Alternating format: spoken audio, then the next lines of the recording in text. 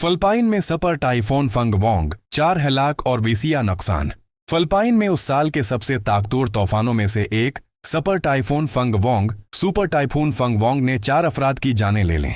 हुकाम ने बताया कि तूफान के शिद्दत खत्म होने के बाद वो मुतासरा इलाकों में पहुंचे और नुकसान का जायजा लेना शुरू किया। तूफान के नतीजे में कई मकानात तबाह, दरख्त उखड़ गए और बिजली का निज़ाम मुकम्मल तौर पर दरहम बरहम हो गया। हंगामी खदमात ने फौरी तौर पर मुतासरा अफराद की इमदाद और महफूज मकामात पर मुंतकली का सिलसिला शुरू कर दिया। महकमा मौसमियात ने कहा है कि ये तूफान साल 2025 के शदीद तरीन तूफानों में शामिल है, जिसकी रफ्तार 180 से 230 किलोमीटर फी घंटा तक रिकॉर्ड की गई। प्यारे सामीन और नाजरीन, ये वाक़या कुदरती आफात की शद्दत और उनके ख़तरनाक असरात की याद दहानी है।